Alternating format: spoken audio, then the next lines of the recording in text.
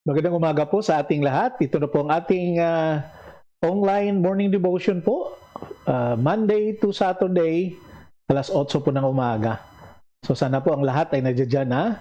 At pakinggan natin ang ating awitin sa umagang ito.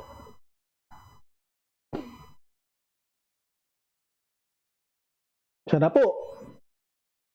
Mag-pray na po muna tayo, no? Habang nakikinig tayo sa ating meditation sa ngayon. Nasa Psalm 66 na po tayo, verses 8 to 9. Pakinggan natin ang ating pong awitin sa umagang ito. I want Jesus more than anything.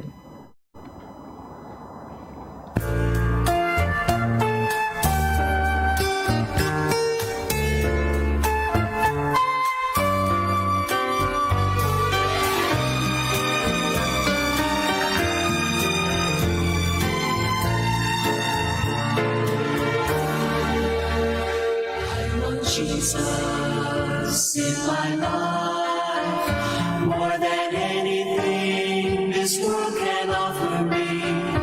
For I know that He alone can satisfy. Just to know He's leading in my life is worth everything that I might sacrifice. Jesus, more than anything.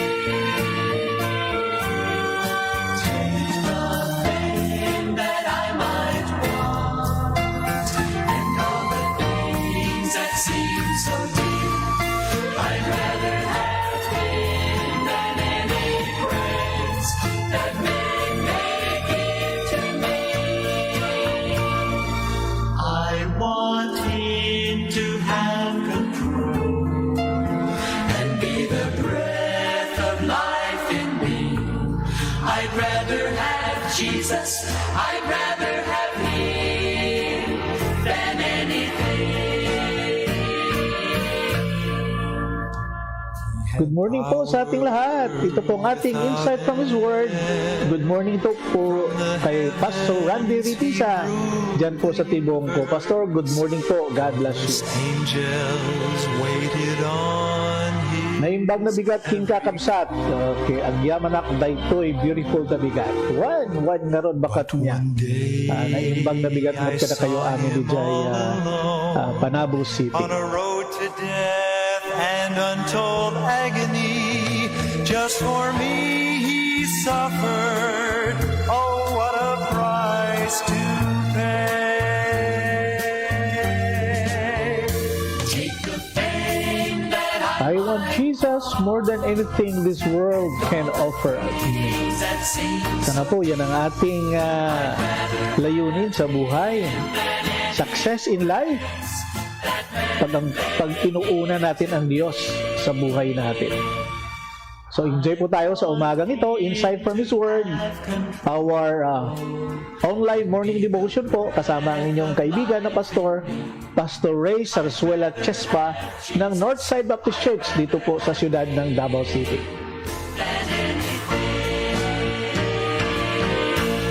as I go on through life with Him. There can be no other way. I want Jesus. I want Jesus. Oh, I want Jesus more than anything.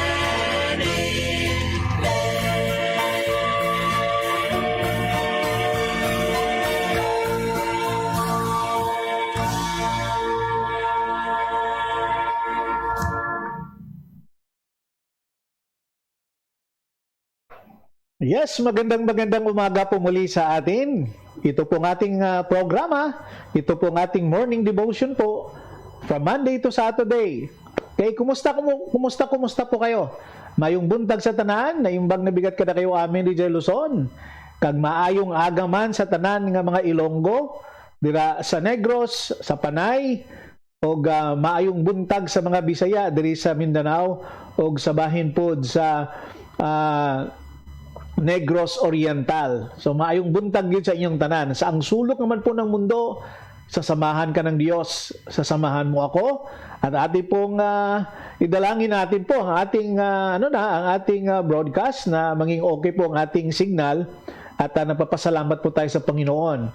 And also to Rica Gonzales diyan po sa Panabo City. Maayong buntag diya sa inyo sa mga Gonzales family, kay Inday Lodelin, kay Tuto, and the rest of the Gonzales family there. Okay, so good morning Manang Delia Pimentel.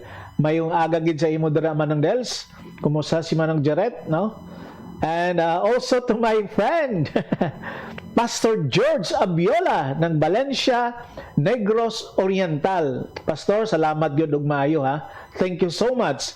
And talagang maasahan tong aking kapatid sa Panginoon.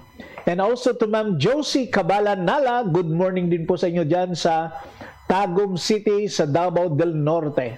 Okay? Kailan kayo natin matikman yung mga binebenta mo, Ma'am Jo? Okay, so ngayon po, mayroon kaming benta dito na isang produkto ni Mr. Brew. Yan. At pag gusto nyo pong makatikim yan, okay lang, mag-message lang po kayo, at mayroon po tayong dito sa atin, no? At nanging isa ito sa mga masasarap na mga coffee. If you want, cold coffee po ito. May 6 po silang flavor, at nasa Facebook namin yan, makikita mo, no? Especially sa anak ko po. And also to Pastor Joshua Asuela, good morning. Itong dalawa kong kaibigan na pastor talagang malipay ka sa pagbasa. Si Pastor George Abiola, he called me Pastor Aguila. Si Pastor Joshua Asuela, he called me Pastor Insight. Pero ang insight po, hindi po galing yan sa akin, ha? Galing po yan sa salita ng Diyos. At ginagawa natin ito po para maano natin ang ating mga ang bawat isa sa atin, no? Na talagang magi-enjoy tayo sa salita ng Panginoon. And also to Brother Nelson Rafols, maayong buntag dira sa inyo sa Tagum City. Okay, so napadala na ang atong mga giveaways, no? So praying na the Lord will bless us for this month of December. So Merry Christmas po sa lahat. Yung ipadala nyo po sa akin, ibalot yun na po. And then kung mahirapan kayo magbalot, pwede naman po i-GCash lang. And also to Mr. Brew, sa kay AJ Garcia Di Palobos, maayong buntag dira sa inyo sa Tagum. Daghan ang naganahan sa inyong kape, no? Sa inyong produkto. And also to Pastor Lanaban, to Pastor Avi Lanaban, good morning po sa inyong lahat dyan. No, saan mang sulok kayo ng mundo, nagpapasalamat tayo. Kasi po, ang ganda ng ngayon, no? Ang tawag nito, ang panahon dito sa Davao City, pero nakakalungkot. As of kahapon po, more than 100 naman po ang cases ng ng COVID dito sa amin. Lord, tulungan mo po kami na maging obedient po kami. At ngayong araw na ito po ay i-dedicate namin ang aming pangalawang apo. I-dedicate namin siya sa Panginoon. At nagpapasalamat po ako sa kanyang mga magulang, no? Sa kay Matt, sa kay Jem that decided. At sa 8 months, biblical talaga po yun kasi ika-8 months dinidedicate nila, binibigay nila balik ang pasalamat sa Panginoon for the blessing sa aming apo. So mamaya sa Chinese Bab, no? Pero nakakalungkot kasi 10 lang ang i-accommodate ng ni Pastor Arnel Tan doon po sa Chinese Bab. So doon kami mamaya alas 10 po. So pagkatapos nito ng aming sa ating programa, pupunta po kami doon. And also to Ma'am Roslyn Bagi, mayong buntag po sa imo diha sa Magsaysay, sa Carmen, mayong buntag. Ingat-ingat at God bless you. And then nagpapasalamat po tayo sa Panginoon. At may mga Gusto ko sanang itag ang marami, kaso lang ang Facebook parang they are only limited sa 5 tao.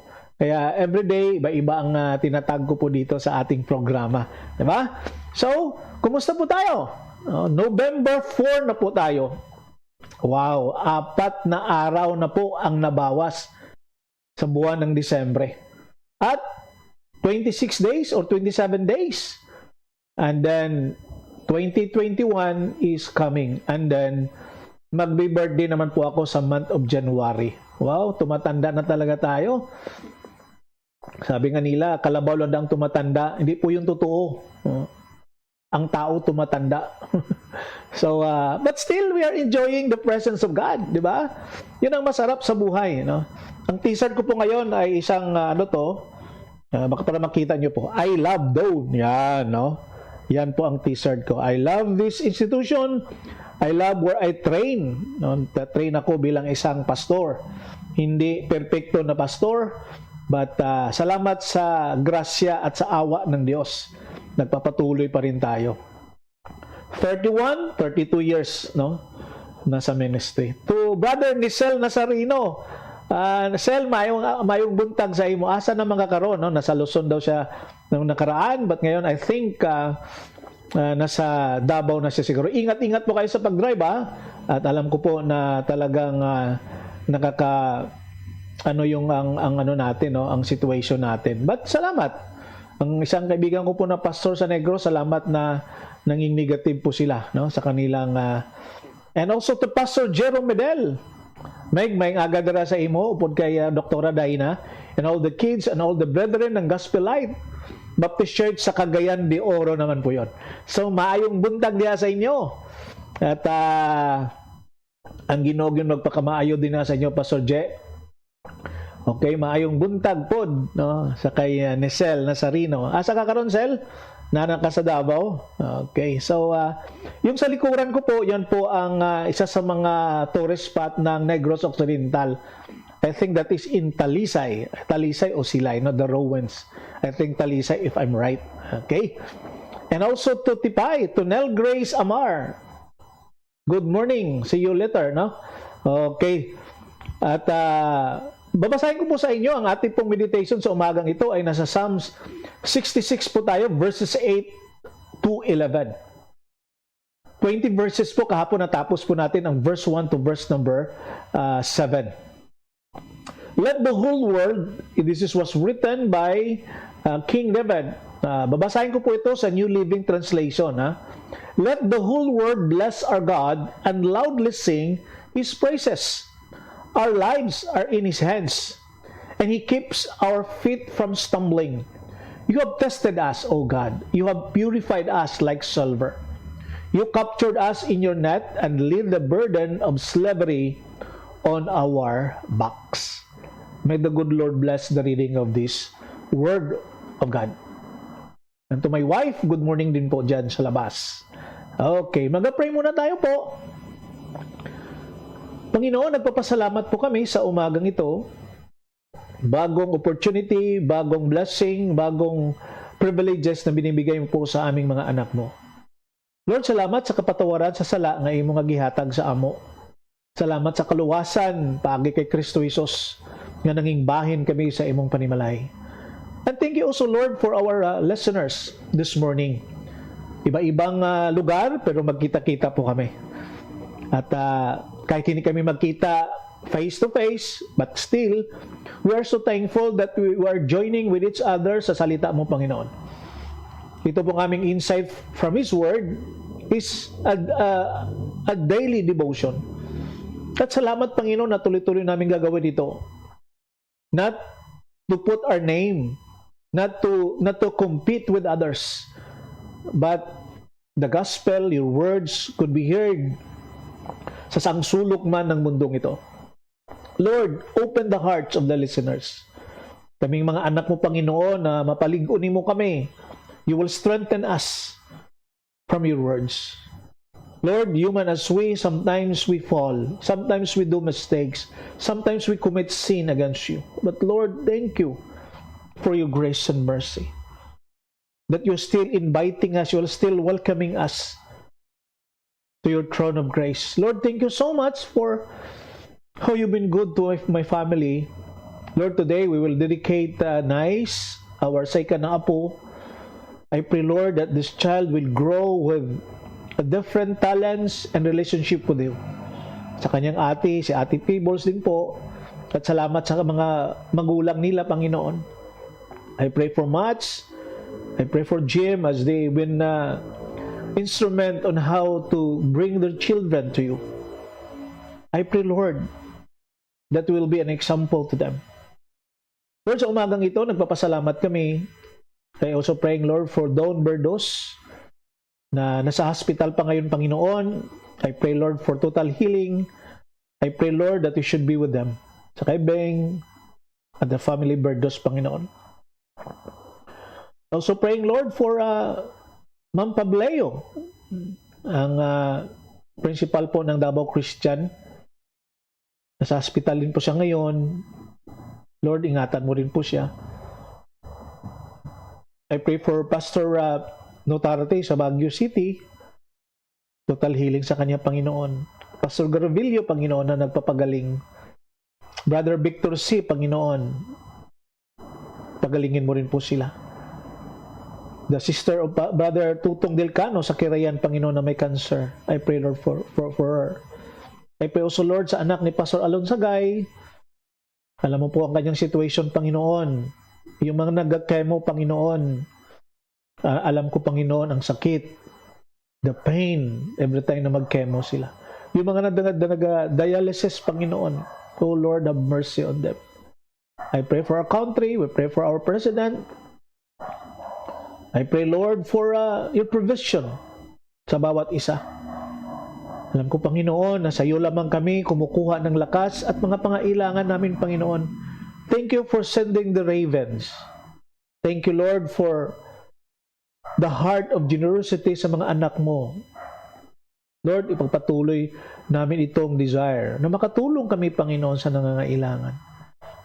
I pray, Lord, for Magnolia Fernandez, ang station manager ng DXFE, ang programa nila, Panginoon, ang mga needs din nila, Panginoon. Ang Chinese Bap under the leadership of Pastor Alner Tan. Oh Lord, have mercy on them. Ang nagababiyahe, Panginoon, nag-travel, oh Lord, ingatan mo po sila. Ang mga nasa trabaho, nasa basakan, nasa farm, Panginoon, ingatan mo rin po sila, Lord. Bless them, Lord.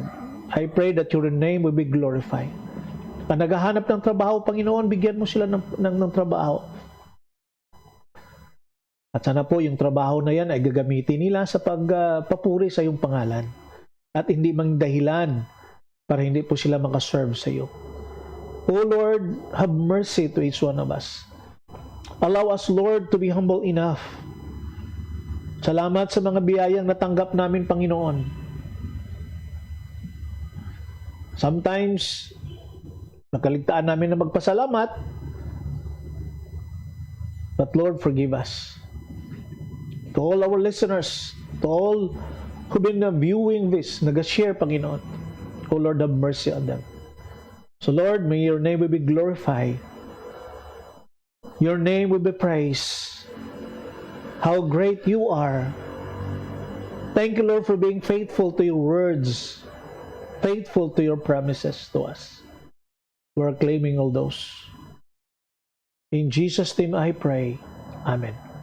Okay. To Brother Julius Induyon, good morning din po sa inyo dyan sa Lingig, no? Surigao del Sur and to your family. Brother Julius, good morning po sa inyo dyan. And also to Ma'am Roslyn Baggy, good morning din po. And Emily Pabiona, to my batchmate, good morning din po sa inyo. And also to Pastor Raul Banilla, good morning sa imo dira, Pastor, and to your family. And also to my ihado and ihada, Brian Cansancio, okay? And to Rinrin also. Good morning sa inyo din ha, no? So tuloy-tuloy na po tayo ha, sa ating meditation sa umagang ito. So kung sino man dyan ang makita ko na dumadaan lang, i-greet ko po yun. Okay? So, Psalm 66, okay? Verses 8 to 11. Binasa na po natin ito. You know what? This psalm is for the discouraged. Alam nyo ba po yan? Kung basahin mo ang Psalm 66, makikita mo po. No? This is for the children of God who are discouraged. Why King David wrote this one? Because I believe that King David also experienced discouragement in life. Sabi niya sa verse number 8 sa King James Version, "Oh, bless our God, you peoples, and make the voice of His praise to be heard." Why? O bakit? Who keeps our soul among the living and does not allow our feet to be moved? In verse number 9. Ang Panginoon po ay hinahawakan niya ang ating buhay sa kanyang mga kamay. Diba? In Acts chapter 17 verse 28 it says, "In Him we live and move and have our being." So tingnan mo ang sinasabi ng Panginoon. Sa kanya tayo nabubuhay. At lumalago ang ating buhay. Nanging ganito ang ating pagkatao. Why? Because the Lord holds our lives. Hinahawakan ng Panginoon ang ating buhay. You know what, kapatid? Kung wala siguro ang Panginoon, iwan ko lang anong mangyayari sa atin. Di ba? Kasi huwag tayong maging hambog na kaya natin buhayin ang itong buhay natin. To Ma'am Jurette Villalba, manang, good morning sa imo dara. Keep on praying for you. So kung wala ang Diyos, I don't know kung ano kaya ang mangyayari sa atin. No? Kaya nga sabi ni Apostle po, ni King David dito, who keeps our soul among the living? Sino ba? At sino ba ang humahawak ng buhay natin, di ba? Ang Diyos. So we need to praise God because He's the one holding our lives. So Pastor Alex Balgo sa mati, may buntag din na mo ba? Sabi nga sa verse number 10, "For you, O God, have tested us. You have refined us as a silver is refined." You know what? Ang reason, or the reason God tries us and tests us is to prove us. Yan po ang dahilan. May dumadating na testing sa buhay natin, may mga pagsubok po sa buhay natin para matutunan natin. Talagang ma-prove if we really trust and we praise the Lord for those. Diba? You know what? He's providing nothing to Himself. He knows us from the top to the bottom. Kilala tayo ng Diyos. Instead, He's proving something to us. Wala nang dapat ipakita ang Diyos sa sarili niya. Huh? Pinapakita ng Diyos ang kanyang sarili sa atin. God considered us as a valuable as silver.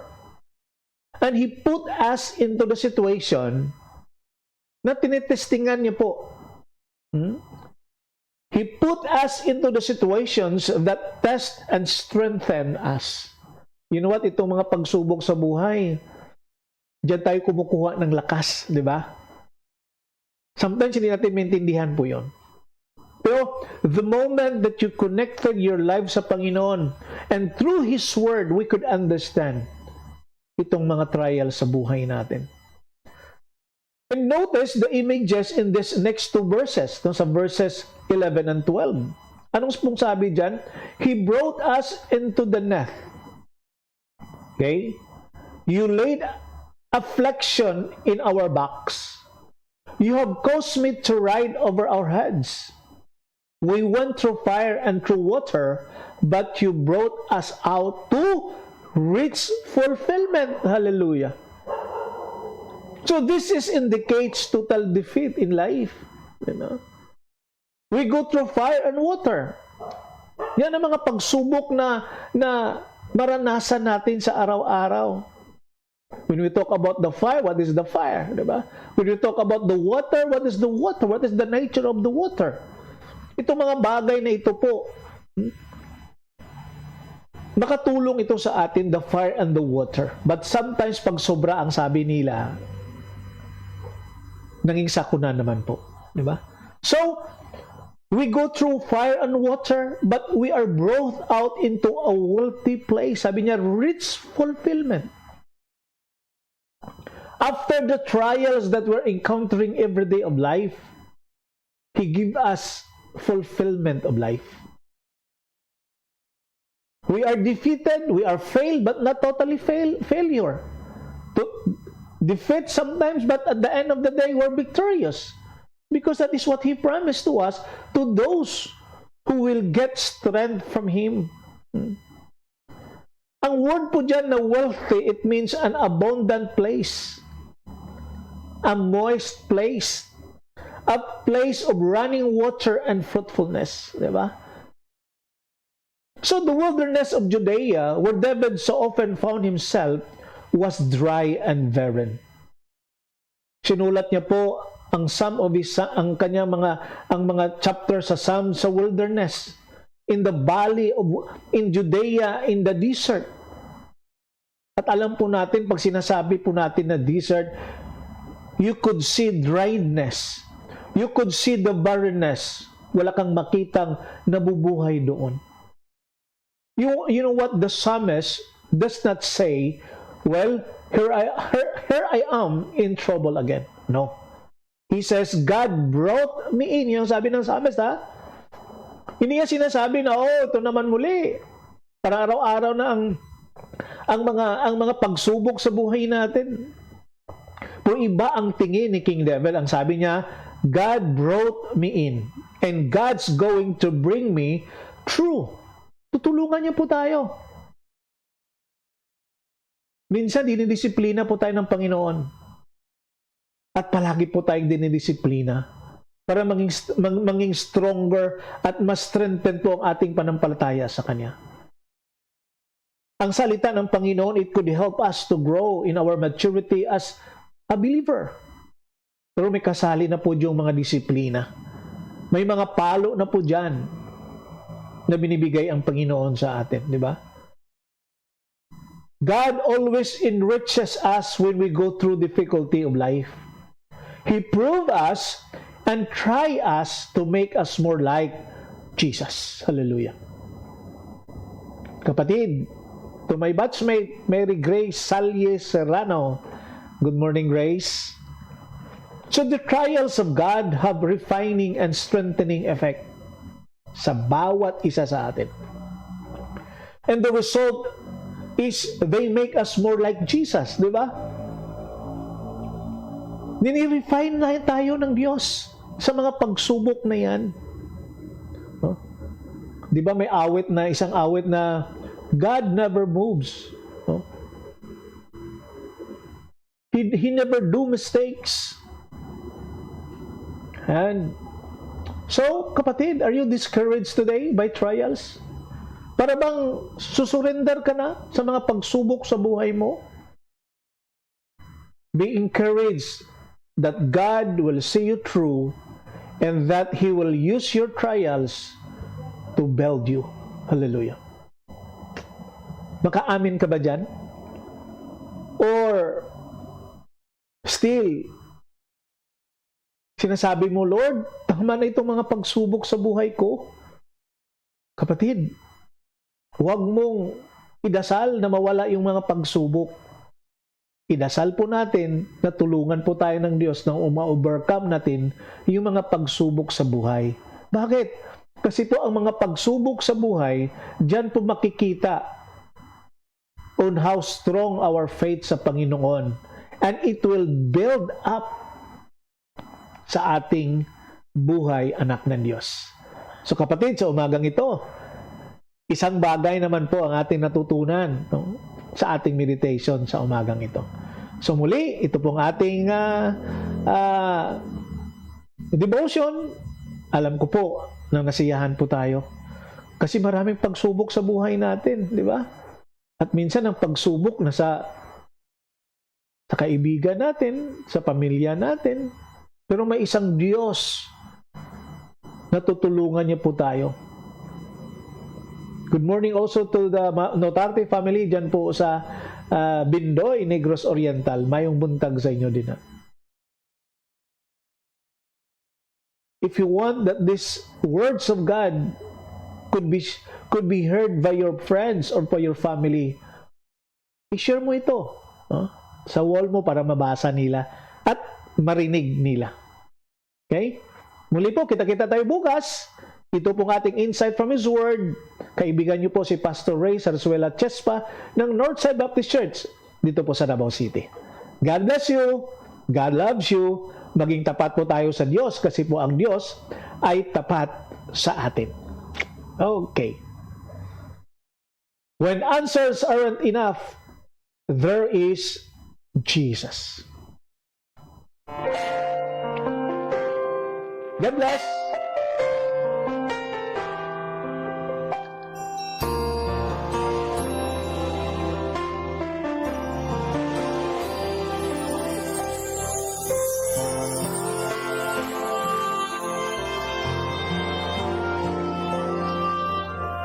You have faced the mountains of desperation. You have climbed, you have fought, you have won. But this valley that lies coldly before you casts a shadow you cannot overcome. Just when you thought you had it all together, you knew every verse to get you through. But this time all the sorrow broke more than just your heart, and reciting all those verses just won't do. When answers aren't enough, there is Jesus. He is more than just an answer to your prayer.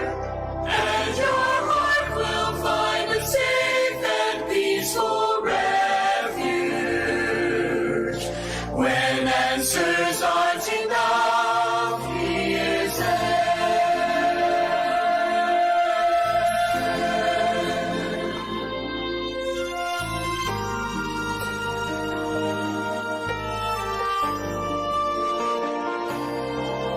Instead of asking why did it happen, think of where it can lead you from here. And as your pain is slowly easing, you can find a greater